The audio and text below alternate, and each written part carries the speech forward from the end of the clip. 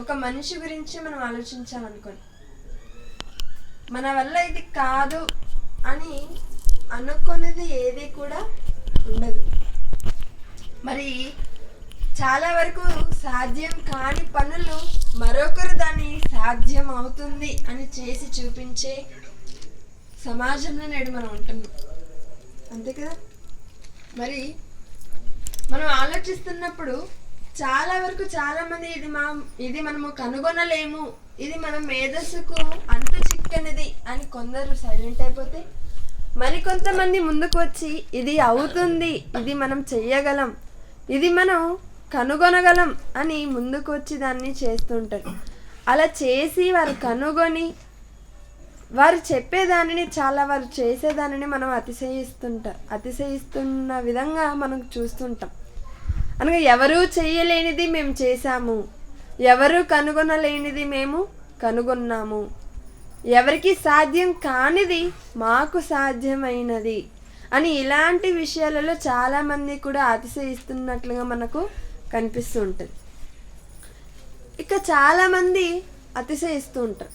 ఎలాగా? అందాన్ని బట్టి, అంతేనా? మరి మా ఊర్లో నాకు మించిన అందగత్తెలు లేరు అని అతిశయపడుతూ ఉంటారు. చాలా వరకు మన కళ్ళ ముందు జరిగే వాస్తవాలే కదండి. మరి కొంతమంది ఎలాగ అతిశయపడుతూ ఉంటారు?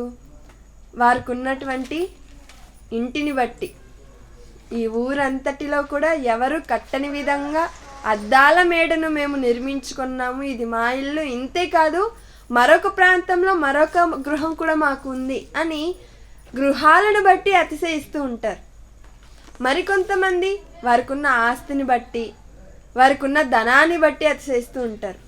ఇంకొంతమంది వారికి ఉన్న అధికారాన్ని బట్టి, వారికి ఉన్న పదవులను బట్టి అతిశయిస్తూ ఉంటారు. అనగా మనిషిని మనం చూస్తున్నప్పుడు ఏ మనిషినైనా ఏదో ఒక విధంగా అతిశయపడుతూ ఉండడం మనం చూస్తూ ఉంటాం. కానీ ఇంతకీ నేడు మనం నేర్చుకునే ఉన్న అంశం ఏంటి? అతిశయం దేవుని యందా మనుషుల యందా అంటున్నాం. మరి అంశంను మనం ఆలోచిస్తున్నప్పుడు ప్రపంచంలో మొట్టమొదట నాగరికత కలిగిన దేశం ఏదైనా ఉందా అంటే అది ఈజిప్ట్ సివిలైజేషన్ అంటాం. మరి అందులో ఆ దేశం గురించి మనం ఆలోచిస్తున్నప్పుడు అక్కడ పరిపాలించినటువంటి వారిని రాజులు మనం ఫరోస్ అంటుంటాం. పరిపాలించిన వారిని ఫరోస్ అంటాం.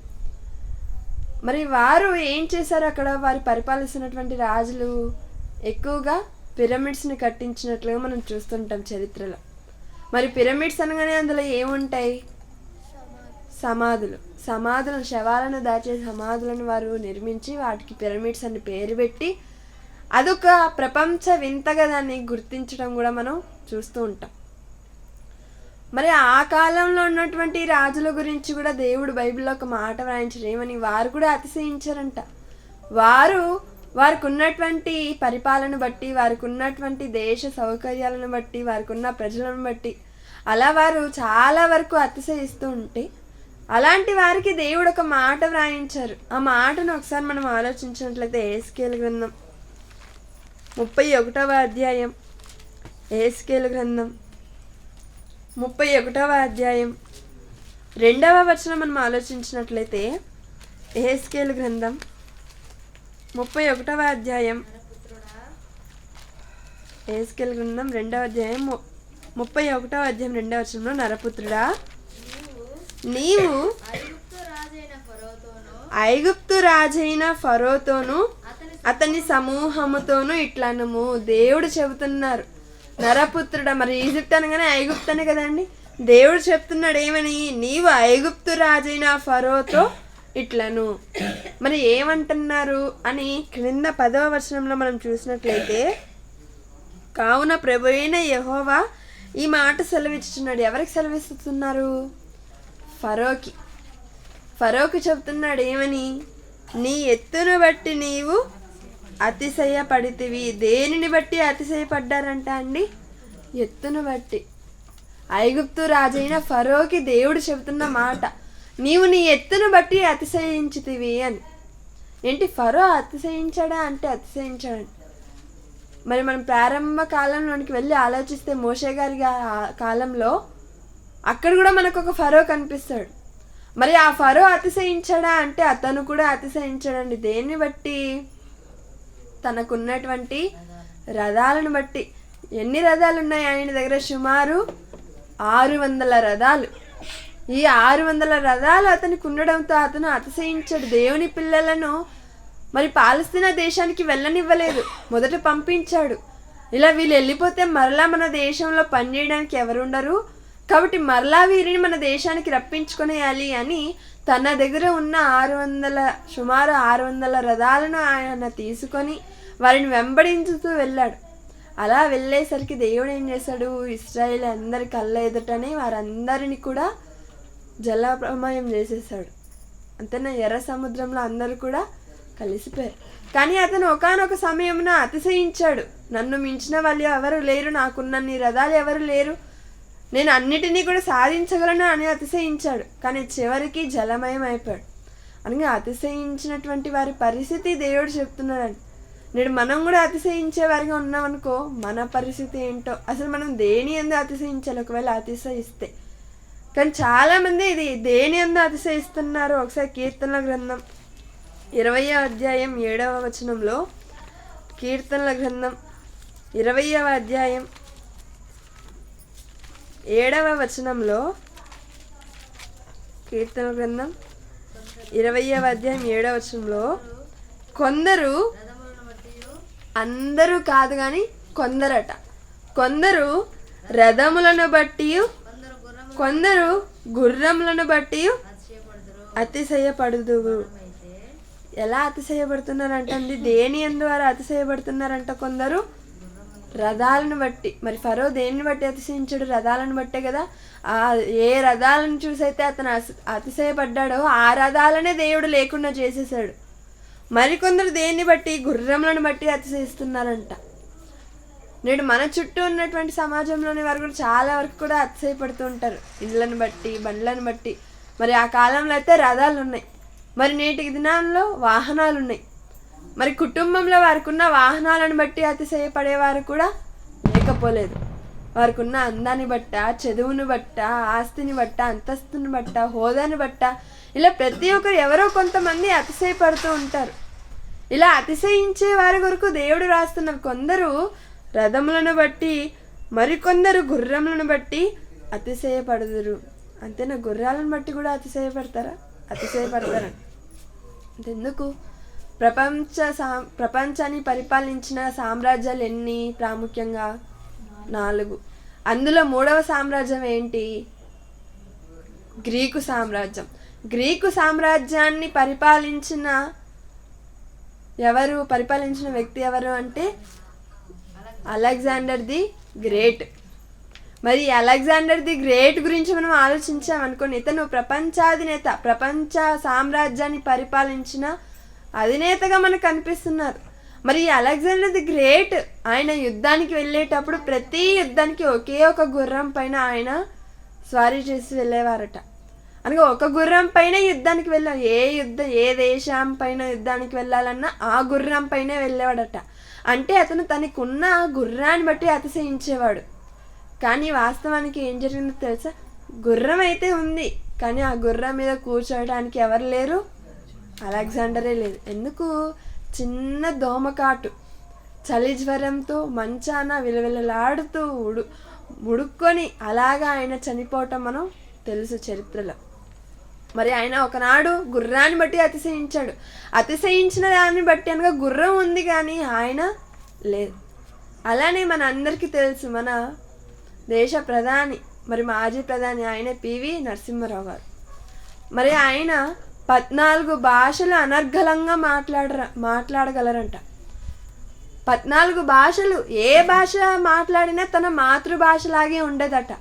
అలానే మనకు ప్రధానమంత్రిగా ఉండి తర్వాత ఆయనే రాజీనామా చేసి మరలా మాజీ ప్రధానమంత్రిగా ఉండి ఆయన కన్నుమూశారు. అనగా ఇప్పుడు ఆయనకి ఏముంది? అధికారం ఉంది, ఆస్తి ఉంది, పదవి ఉంది, అంతస్తు ఉంది, అన్నీ ఉంది. కానీ చివరికి మనం ఆలోచించేసరికి అతన్ని హైదరాబాద్లో శ్మశాన వాటికలో ఆయన కాలుస్తూ బంధువులందరూ వచ్చారట. అందరి సమక్షమున అతనికి చేయవలసిన కార్యక్రమ ధర్మాలన్నీ చేసి ఇక ఆ శవం కాలుతుంది కదా, పూర్తిగా కాలిపోతుందిలే అనేసి అందరు ఎవరి బాటికి వారు వెళ్ళిపోయారు. కానీ ఏం జరిగిందంటే నిజానికి చివరికి వచ్చేసరికి ఆ శవం సగం కాలి సగం కాలకుండా మిగిలిపోయింది. కానీ అతను బ్రతికి ఉన్నప్పుడు అతని హోదా ఏంటి? మాజీ ప్రధాని, 14 భాషలు అనర్గళంగా మాట్లాడే వ్యక్తి. అలాంటి వ్యక్తి చివరికి చూసేసరికి అతని శవం అసలు పూర్తిగా కూడా కాలలేని పరిస్థితి. అంటే బ్రతికి ఉన్నప్పుడు ఎంతగా అతిశయపడినా చివరి దశలకు వచ్చేసరికి దేవుడు అస్సలు కనుమరుగు చేసేస్తారండి. ఒకసారి బైబిల్లో మనం మాట చూసినట్లయితే సామెతల గ్రంథం 27వ అధ్యాయం 1వ వచనంలో, సామెతల గ్రంథం 27వ అధ్యాయం 1వ వచనంలో ఏం చెప్తున్నారు ఇక్కడ? రేపటి దినమును గూర్చి అతిశయపడకము. ఏంటండి? రేపటి దినం గురించి అంట. అక్కడ ఏమన్నారు ఇందాక కీర్తన గ్రంథంలో? కొందరేమో రథాలను బట్టి గుర్రాలను బట్టి అన్నారు. ఇక్కడికి వచ్చేసరికి దేనిని బట్టి అతిశయపడకూడదంట? రేపటి దినం గురించి. ఎందుకు? మన జీవితంలో ఎప్పుడు కూడా మనం నిన్నటి వారమే కానీ రేపటి వారము కాము అని బైబిల్ నందు మనకు రాయించి ఇచ్చారు. అనగా మనం ఎప్పుడు కూడా నిన్నటి వారమే, రేపటి వారం కాదు. అలానే రేపటి దినమును గూర్చి అతిశయపడకు అంటున్నారు. ఎందుకు? చాలా వరకు కూడా మాట్లాడితే ఏమంటారు? ఇప్పుడు ఈరోజు ఇలా ఉన్నానని చూస్తున్నారేమో, కొన్ని రోజులు ఆగండి, నేను ఎంత స్థాయిలో ఉంటానో మీరు అసలు ఎవరు కూడా నా దరిదాపుల్లోకి రానంత విధంగా నేను ఉంటాను అంటే వారు మాట్లాడే మాటలు అలా ఉంటాయి. ఈరోజు ఏం చూసావు నన్ను, కొన్ని రోజులు తాళి చూడు, నా రేంజ్ ఏంటో నా పవర్ ఏంటో తెలుస్తుంది నీకు అంటుంటాం. కానీ ఇక్కడ దేవుడు ఏం చెప్తున్నాడు బైబిల్లో? దేనిని బట్టి అతిశయకూడదంట? రేపటి దినమును గూర్చి కూడా మనం అతిశయపడకూడదు. కీర్తన గ్రంథం 20వ అధ్యాయం 7వ వచనంలో, కీర్తనల గ్రంథం 20వ అధ్యాయం 7వ వచనంలో అక్కడ వ్రాయించిన మాట ఒకసారి మనం చూసినట్లయితే 2వ మాట ఇందాక చదువుకున్నాం కదా, దేనిని బట్టి, రథములను బట్టి గుర్రాలను బట్టి అతిశయించకూడదు. మరి దేనిని బట్టి అతిశయించాలి? రేపటి దినమును బట్టి కూడా మనం అతిశయించకూడదు. మనమైతే మన దేవుడైన యెహోవా నామమును బట్టి అతిశయపడుదుము. మనము మన దేవుని నామమును బట్టి అతిశయించాలి, కానీ రేపటి దినం గురించి మనం అతిశయపడకూడదు. మరి రేపటి దినమున ఏమి సంభవిస్తుందో మనకు తెలుసా? తెలియదు. అంతే కదండి.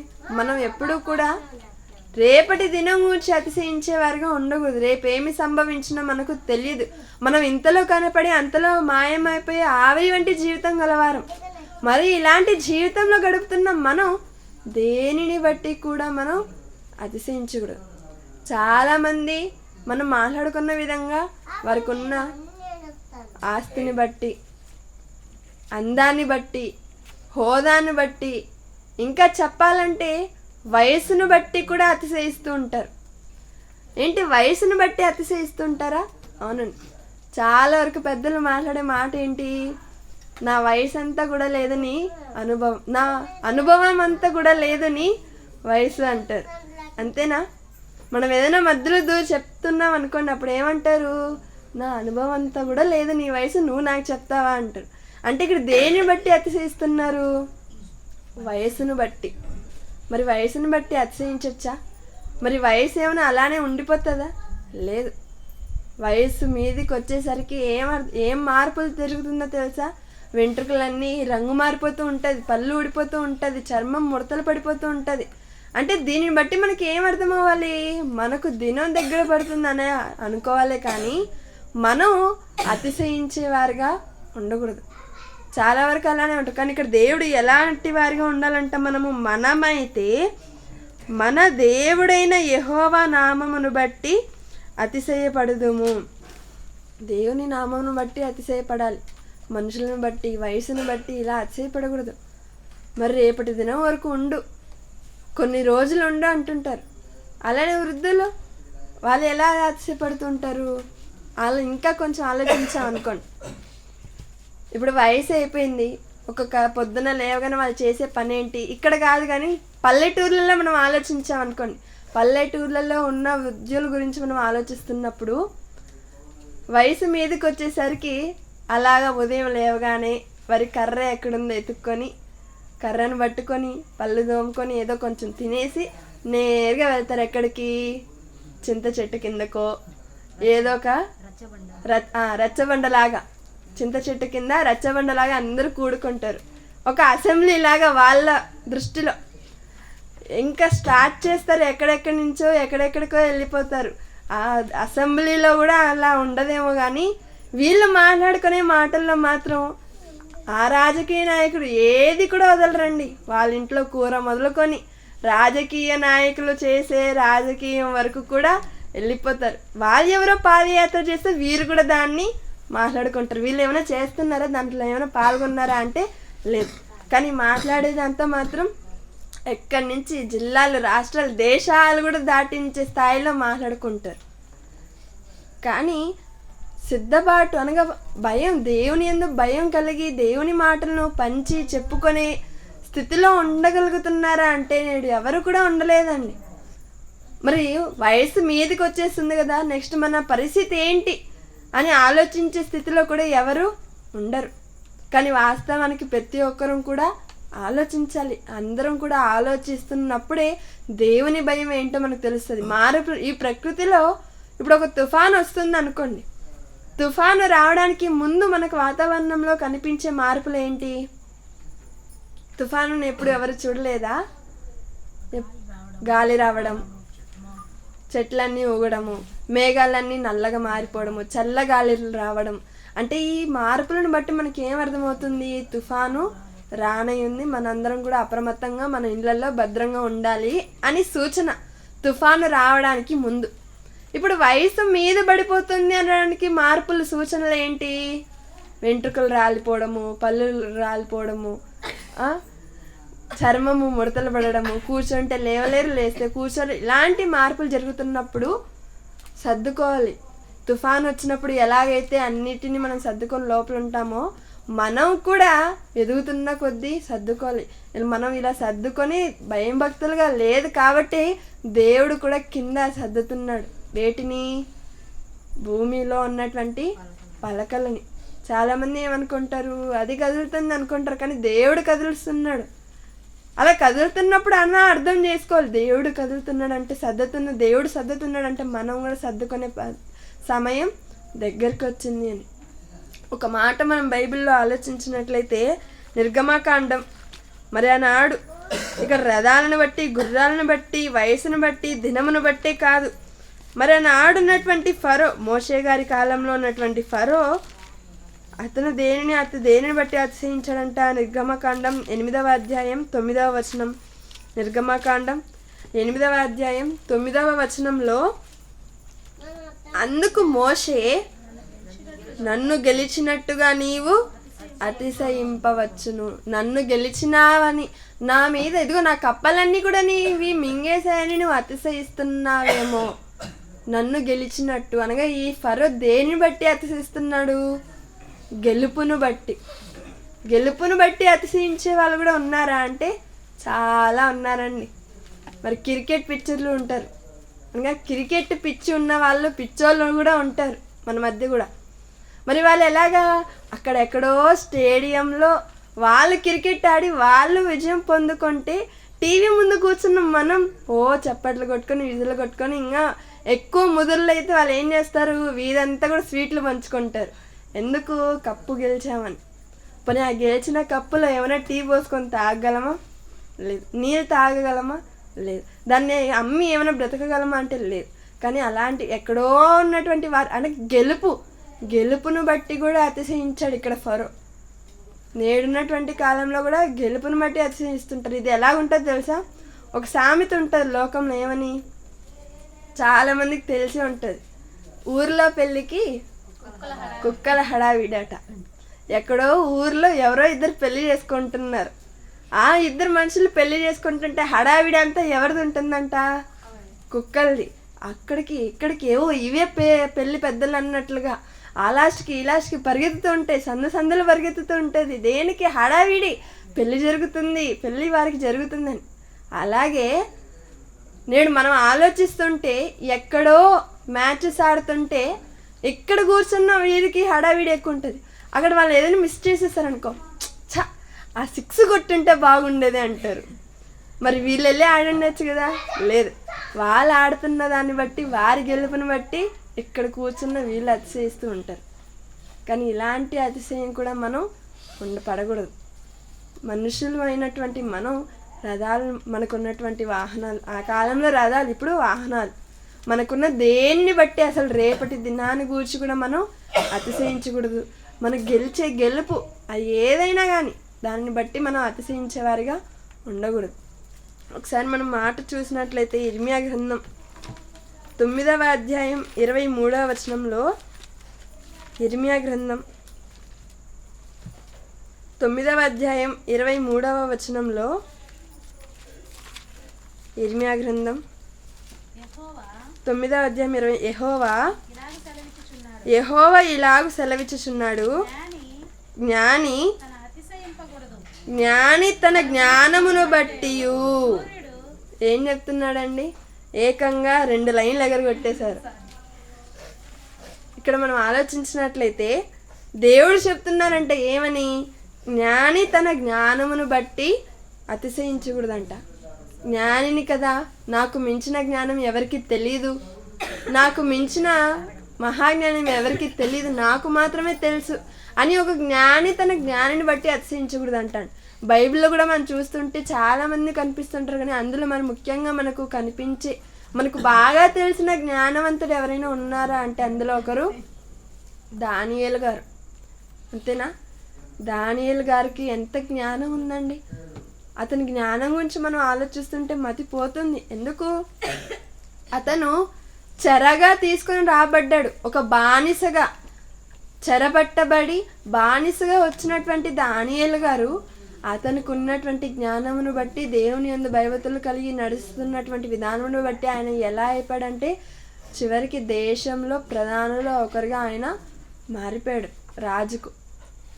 మరి అంత జ్ఞానం ఉంది కదా, ఆయన అతిశయించాడా అంటే లేదు. అంత జ్ఞానవంతుడై ఉండి కూడా తన జ్ఞానాన్ని బట్టి అతను అతిశయించక దేవుని యందే ఆయన విశ్వసించి దేవుని యందే నమ్మకంగా ఉన్నాడే కానీ జ్ఞానాన్ని బట్టి ఆయన ఏనాడు కూడా అతిశయించలేదు. ఇక తర్వాత మాటలు ఏం చెప్తున్నారు? శూరుడు తన శౌర్యమును బట్టి అతిశయింపకూడదు. శూరుడు అనగా ఎవరు? జ్ఞానం. ఫస్ట్ మనం దేని గురించి ఆలోచిస్తున్నాం? జ్ఞానం గురించి ఆలోచిస్తున్నాం. మరి ఏంటండి, వాళ్ళకే జ్ఞానం ఉందా, మాకు జ్ఞానం లేదా, దేవుడు మాకు జ్ఞానం ఇవ్వలేదా, దేవుడు అందరినీ సమానంగా తన పిల్లలుగా చేశాడు కదా అని అనుకుంటూ బాధపడని అవసరం లేదు. దేవుడు ప్రతి ఒక్కరికి ప్రతి ఒక్కటి ఏదో ఒక తలాంతుని ఇచ్చే ఉంటాడు. కానీ ఆ తలాంతుని మనం గుర్తిరిగి వాటిని దేవునిలో సద్వినియోగపరచుకొని అంత తెలివి మనం ఉపయోగించాలి. అందుకే పేతురు రాసిన మొదటి పత్రిక 5వ అధ్యాయం 6వ వచనం ఈ మాటని ఇలానే పట్టుకొని, పేతురు రాసిన మొదటి పత్రిక 5వ అధ్యాయం 6వ వచనంలో ఒక చక్కని మాట ఏమని? ఇదిగో దేవుడు తగిన సమయమందు మిమ్మల్ని హెచ్చించినట్లు ఆయన బలిష్టమైన చేతి కింద ఎగిరెగిరి పడాలని లేదు, దేవుణ్ణి విసిగించాలని లేదు, అడగాలని లేకపోతే ఆయన మొరపెట్టాలని లేదు. ఎలా ఉండాలంటే ఆయన చేతి క్రింద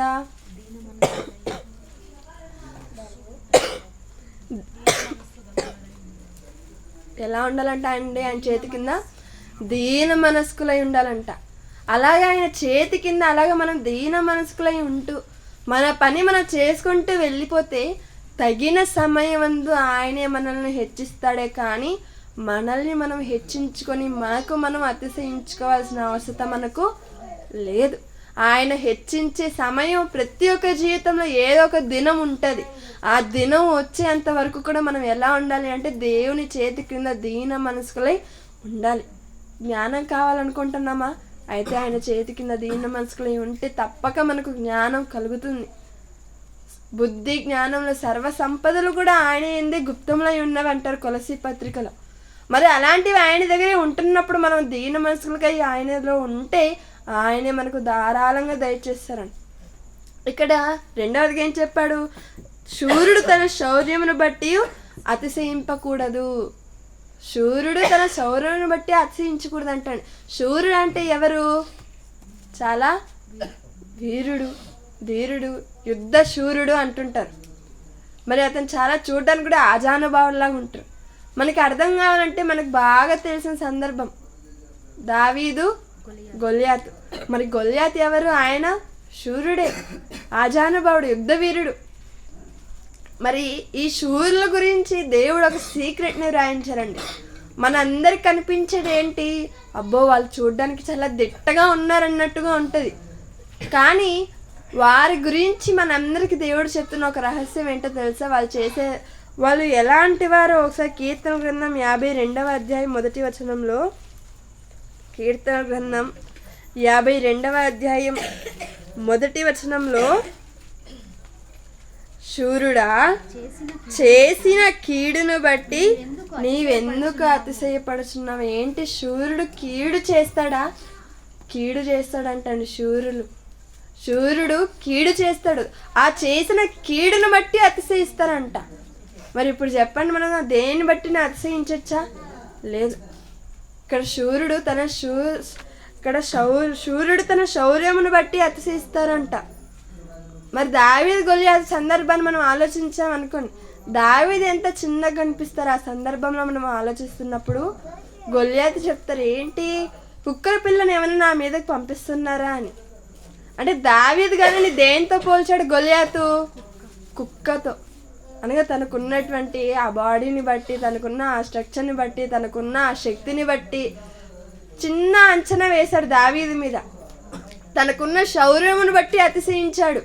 కానీ దేవుడు చిన్నవాడైన తాను కుక్క పిల్ల అనుకున్న ఆ దావీదు చేతనే అతన్ని చంపించి అతన్ని ముక్కలుగా చేసి ఆకాశ పక్షులకు మాంసాన్ని వేశాడని. శూరుడు తన శౌర్యుని బట్టి అతిశయించాడు. అతిశయానికి తగిన బహుమానం ఏంటో తెలుసా? చివరికి తన దేహాన్ని ఆకాశ పక్షులకు ఆహారంగా మార్చాడు. కాబట్టి ఎప్పుడు కూడా జ్ఞానాన్ని బట్టి, శౌర్యాన్ని బట్టి అతిశయించకూడదంట. ఇంకా క్రింది మాటలు ఏం చెప్తున్నారు? ఐశ్వర్యవంతుడు తన ఐశ్వర్యమును బట్టి అతిశయింపకూడదు. ఐశ్వర్యవంతుడే కావచ్చు, ధనం ఉండొచ్చు, ఆస్తి ఉండొచ్చు, అంతస్తు ఉండొచ్చు, కానీ దేన్ని బట్టి కూడా అతిశయించకూడదు. అందాన్ని బట్టి కూడా అతిశయించకూడదు. అందం ఉంటుంది, ఎప్పటి వరకు ఉంటుంది? మంచిగా అందంగా ఉంటారు. స్టవ్ దగ్గరికి వెళ్ళి ఇలా వంట చేయగానే ఆ నూనె మొత్తం ఎగిరి ఒకే ఒక నిమిషంలో పోతుంది అందం, అంతేనా? యూత్ ఉన్నారనుకోండి, చాలా అందంగా ఉంటారు అనుకోండి. అలాగ బైక్ రేసుల మీదనో స్కూటర్ మోటార్ మీదనో అలా వెళ్తున్నప్పుడు చిన్న తగలరాని చిన్న గాయం, లేకపోతే చిన్న బైక్కి ఏదైనా తగిలింది అనుకోండి, ఎగిరి అవతల పడతారు, అందం అంతా పోతుంది, మంచాన పడతారు. ఇప్పుడు చెప్పండి, అందం ఏమైనా శాశ్వతంగా ఉంటుందా? ఉండదు. అందాన్ని బట్టి, అందాన్ని దేంతో పోల్చాలంటే గడ్డి పువ్వు ఎలాంటిది? సూర్యుడు వచ్చినప్పుడేమో చాలా ఫ్రెష్గా నిగనిగలాడిపోతూ ఉంటుంది అందంతో. కానీ సూర్యుడు వచ్చేసరికి ఆ గడ్డి పువ్వు ఎలా అయిపోతుంది? వాడిపోతుంది. అలాంటిదంట మన అందం. అలాంటి అందాన్ని చూసి ఎప్పుడు కూడా అతిశయించకూడదు. ఐశ్వర్యాన్ని బట్టి కూడా అతిశయించకూడదు. దుస్తులను బట్టి కూడా అతిశయించకూడదు. ఇక్కడ గెహజ్జీ గురించి మనం ఆలోచించామనుకోండి. గెహజ్జీ మరి ఈయన ఎవరి శిష్యుడు? ఏలియా గారి శిష్యుడా, ఎలీషా గారి శిష్యుడా? నేను ప్రశ్న వేశానండి, పాఠం వింటున్నారా? గెహజ్జీ గారు ఎవరి శిష్యుడు? ఏలియా గారి శిష్యుడా, ఎలీషా గారి శిష్యుడా? ఎలీషా గారి శిష్యుడు. మరి ఎలీషా గారి శిష్యుడు అనేటువంటి గెహజ్జీ, ఎలీషా గారి ఎలాంటి గొప్ప వ్యక్తి? ఏలియా గారి ఆత్మలో 2 అంతల ఆత్మ ఆయన పొందుకున్నారు. ఎన్నో అద్భుత కార్యక్రమాలను, మహత్కార్యాలను, సూచక అన్నిటిని చేసిన గొప్ప ప్రవక్త. ఆయన శపిస్తే చనిపోతారు కూడా. అలాంటి ఎలీషా గారి దగ్గర శిష్యుడిగా ఉంటున్నటువంటి గెహజ్జీ ఏం చేశాడు? ఐశ్వర్యం మీద కన్ను పడింది. మరి వచ్చాడు, నయమాని వచ్చాడు, తన కుష్ఠరోగిని బాగు చేసుకొని ఏదో ఎలీషా గారికి బహుమానం ఇస్తాను, అయ్యో నాకు వద్దు, ఇదిగో ఇది పోయింది కాబట్టి దేవుణ్ణి నీవు మహిమపరచనగానే అతను తీసుకొని వెళ్ళిపోతున్నాగా గెహజ్జీ ఊరుకున్నాడా అంటే లేదు, పరుగున వెళ్ళిపోయి అయ్యా నువ్వు అలా వెళ్ళగానే శిష్యులు వచ్చారు, వారికి ఇవ్వటానికి ఇదిగో ప్రవక్త గారు నన్ను పంపించాడు తీసుకురమ్మని అనగానే వాటన్నిటిని తీసుకొచ్చి చక్కగా మెట్ల కింద పెట్టేసుకొని మరలా ఏం తెలియనట్టు ఎలీషా గారి దగ్గరికి వెళ్ళి నిల్చున్నాడు. ఎలీషా అడిగారు, గెహజీ ఎక్కడికి వెళ్ళావు అని. ఏం చెప్పాడు? నేను ఎక్కడికి వెళ్ళలేదు, ఇక్కడే ఉన్నానే అన్నాడు. ఇదిగో నువ్వు నయమాన్ దగ్గరికి వెళ్ళి అతని దగ్గర ఈ మాటలు చెప్పి తీసుకుని వచ్చి అక్కడ పెట్టుకున్నప్పుడు నా మనసు నీతో కూడా రాలేదా? ఇండ్లను, సంపాదనను, ఐశ్వర్యాన్ని వీటన్నిటిని కూడబెట్టుకోవడానికి మనకు సమయమా ఇది? ఇదిగో నువ్వు ఏ దానికైతే పరుగున వెళ్ళి తీసుకున్నావో, ఎవరికైతే ఆ కుష్ఠరోగం పోయిందో, నయమానుకు పోయిన కుష్ఠరోగం నీకు, నీ పిల్లలకు, నీ సంతానం అంతటికి కూడా వస్తుంది అని చెప్పేశారండి. ఇప్పుడు గెహజీ గారు వేటిని తెచ్చుకున్నారు? దుస్తులను తెచ్చుకున్నారు. అంతేనా? ఆయన తెచ్చుకున్న వాటిలో మంచి కాస్ట్లీ దుస్తులు ఉన్నాయి. మరి ఇప్పుడు ఈయనకు అన్నం ఉందా? లేదు. కుష్టి వస్తే ఎలా ఉంటుందండి శరీరం అంతా కూడా? ఎవరైనా పక్కన కూర్చోడానికి ఇష్టపడతారా? లేదు, అసహించుకుంటుంటారు ఎక్కువగా. మరి అలాంటి కుష్టి ఆయనకు వచ్చేసరికి ఇప్పుడు అందం లేదు. అందమే లేనప్పుడు ఇక దుస్తులతో ఏం చేసుకుంటారు ఆయన? ఐశ్వర్యాన్ని బట్టి అతిశయించాలనుకున్నాడు, అతిశయిద్దాం అనుకున్నాడు, కానీ శాపాన్ని పొందుకున్నాడు. జ్ఞానమును బట్టి అతిశయించకూడదు, శూరుడు తన శౌర్యమును బట్టి అతిశయించకూడదు, ఐశ్వర్యవంతుడు తన ఐశ్వర్యమును బట్టి అతిశయించకూడదు. మరి దేనిని బట్టి అతిశయించాలండి? వచ్చినప్పటి నుంచి దీనిని బట్టి అతిశయించకూడదు అంటారు, దానిని బట్టి అతిశయించకూడదు అంటున్నారు. మరి దేనిని బట్టి అతిశయించాలి అంటారా? క్రింది మాటల్లో మనం చూసామనుకోండి. ఇర్మియా గ్రంథం 9వ అధ్యాయం 24వ వచనంలో, అతిశయించువాడు దేనిని బట్టి అతిశయింపవలననగా, ఏది వద్దన్నాడో, వద్దని చెప్పిన దేవుడు ఏది చెయ్యాలో కూడా చెప్తారు కదా. అతిశయించొద్దండి అన్నారు. మరి ఇప్పుడు దేన్ని ఎందు మేము అతిశయించాలి అంటారా? ఒకసారి ఈ మాట మనం చూస్తే, అతిశయించువాడు దేనిని బట్టి అతిశయింపవలననగా, భూమి మీద కృప చూపుచు నీతి న్యాయములు జరిగించుచున్న యెహోవాను నేనే అని గ్రహించి. మళ్ళా చదువుదామా? ఏం చెప్తున్నారు? అతిశయించాలనుకుంటే, అతిశయించేవాడు దేనిని బట్టి అతిశయించాలి అంటే, భూమి మీద కృప చూపుచు నీతి న్యాయమును జరిగించుచున్న వాడును నేనే దేవుడనని, నేనే తండ్రినని, నేనే ఈ భూమిని ఇచ్చానని, భూమిలోని పంటనిచ్చానని, ఈ భూమి మీద జన్మనిచ్చానని తెలుసుకొని, నన్ను గ్రహించి, నన్ను పరిశీలనగా తెలుసుకొనుటను బట్టియే అతిశయించాలి. ఇప్పుడు మనం అతిశయించాలి అనుకున్నాం అనుకోండి, దేన్ని బట్టి అతిశయించాలి? మనకున్న పదవిని బట్ట కాదు, మనకున్న అందాన్ని బట్ట కాదు, మనకున్న చదువుని బట్ట కాదు, ఉద్యోగాన్ని బట్ట కాదు. దేన్ని బట్టి? మనందరం కూడా దేవుణ్ణి తెలుసుకున్నాం. ఇలా దేవుణ్ణి తెలుసుకోక ఎంతోమంది లోకంలో కలిసిపోయారు. అలాంటి వారిలో మనం ఉండక, మనకు జన్మనిచ్చింది దేవుడని, ఈ భూమిని కలిగించింది దేవుడని, భూమిలోని సమస్తమును మన పాదాల క్రింద పెట్టింది దేవుడని గ్రహించి పరిశీలనగా తెలుసుకున్నాము. కాబట్టి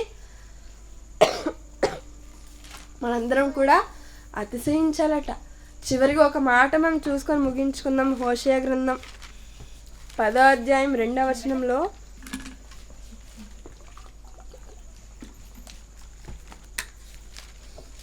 హోషేయ గ్రంథం 10వ అధ్యాయం 2వ వచనంలో, దొరకలేదు ఎవరికి? హోషేయ గ్రంథం 10వ అధ్యాయం 2వ వచనంలో, పేజ్ నంబర్ 749. వారి మనస్సు కపటమైనది కనుక వారు త్వరలోనే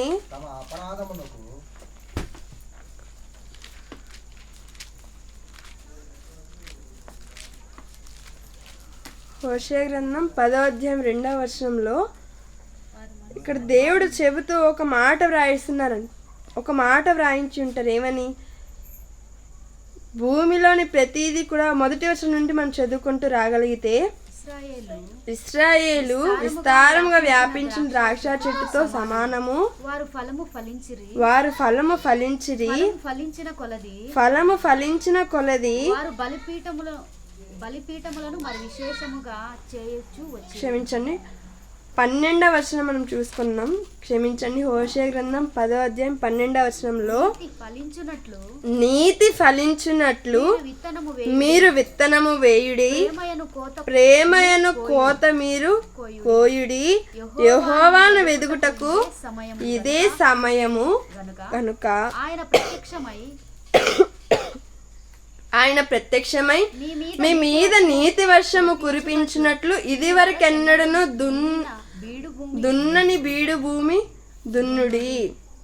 ఇక్కడ చెప్తున్నానండి, నీతి ఫలించినట్లు మీరు విత్తనము వేయుడి. నీతి ఫలించినట్లు అన్నారు. మనకి ఇప్పటి వరకు ఏవేవి ఫలిస్తాయని తెలుసు?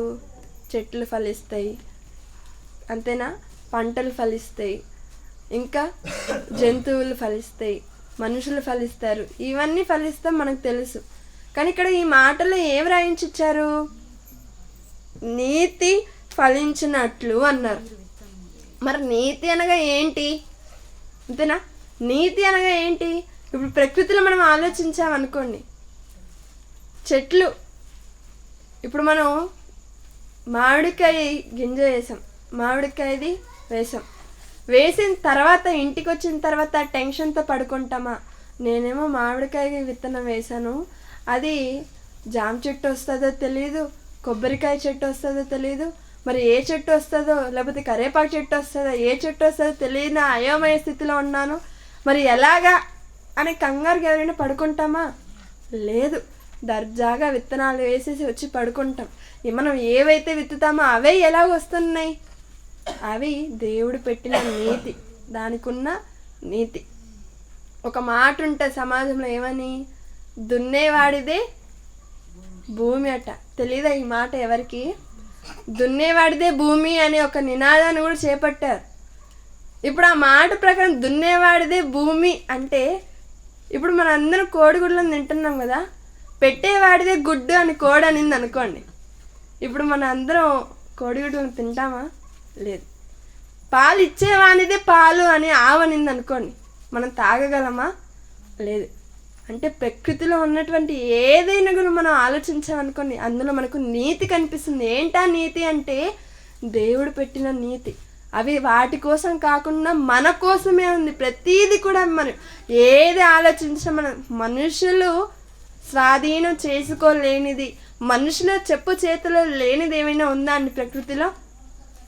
ప్రతీది, సింహం అంటారా, పులి అంటారా, ఇంకా దానికి మించి ఏమైనా ఉన్నాయా? ప్రతీది కూడా మనిషి లోపరుచుకుంటాడు తనకున్నటువంటి మేధాశక్తితో. అలానే ఇక్కడ చెట్టుకి కాయ కాసిందా, అది దేనికోసం? మన కోసమా, చెట్టు కోసమా? మన కోసమే. ఒక కోడి గుడ్డు పెట్టింది, అది తినడానికా, మనం తినడానికా? మనం తినడానికి. ఇలా ప్రకృతిలో మనం ఏది చూసినా మనకి ఏం కనిపిస్తుంది అంటే నీతి. మరి ఇలాంటి నీతి ఫలించినట్లు మీరు విత్తనము వేయుడి, ప్రేమను కోత మీరు కోయిడి, యెహోవాను వెదుకుటకు ఇదే సమయము గనుక ఆయన ప్రత్యక్షమై మీ మీద నీతి వర్షము కురిపించినట్లు. మీరందరూ కూడా ఎలా ఉండాలో తెలుసా? ఆయన యందు మీరు స్థిరముగా ఉండి భయభక్తులు కలిగి నీతిని మీరు విత్తేవారిగానే ఉండాలి. ఇప్పుడు ప్రకృతిలో ఉన్న నీతి ఏంటి? అవన్నీ మన కోసం. ఇప్పుడు దేవుడు మనల్ని పంపించాడు, మరి మన నీతి ఏంటి? పంపించిన దేవుని ఎద్దుకు మనం తిరిగి చేరుకోవటం, అంతేనా? ఈ ప్రకృతిలో అన్నీ మనకు, మనమేమో దేవునికి. అన్నీ మనకే వస్తున్నాయి, అన్నీ మనమే తింటున్నప్పుడు, అన్నిటిని మనమే తీసుకుంటున్నప్పుడు మరి మనం కూడా దేవుని వద్దకే వెళ్ళాలి కదా. అన్నిటినీ అనుభవిస్తున్నాం దర్జాగా, కానీ మనం మాత్రం దేవునికి చేరువ అవ్వట్లేదు, దూరం అయిపోతున్నాం. అలాంటి వారుగా ఇక మీదట మనం ఎప్పుడు కూడా ఉండకుండా, మనమే కాకుండా మనం దేవుని నమ్మిన అతిశయంతో అనేక మందిని దేవునిలోనికి నడిపించే వారిగా ఉండాలి. ఇప్పుడు మనం వచ్చే వారం ఇక్కడ తరగతి జరుగుతుందని మనకు తెలిసినప్పుడు మనం ఏం చేయాలి? దేవునిలో మనం అతిశయించి మరికొంతమందిని దేవుని మాటలు వినుటకు తీసుకురావాలి. అది నిజమైన అతిశయం. అలాంటి అతిశయమే దేవుడు కోరుకున్నది కూడా. మనం కూడా మనకున్న ఈ లోకంలో ఉన్న వేటి కోసం మనం అతిశయించేవారిగా ఉండక, దేవుణ్ణి బట్టే మనం అతిశయించేవారిగా ఉంటూ, మనందరం దేవుని కొరకు బ్రతికి దేవుడున్న లోకానికి చేరుకోవాలని కోరుకుంటూ, ఈ కొద్ది మాటలతో నన్ను నేను హెచ్చరించుకుంటూ మీ అందరిని హెచ్చరిస్తూ ఈ నా మాటలను ముగిస్తున్నాను. కళ్ళు మూసుకున్నట్లయితే ప్రార్థన చేసుకున్నాను. పరలోకమందున్న మా కన్న తండ్రి, ఇప్పటి వరకు తండ్రి నీ మాటలను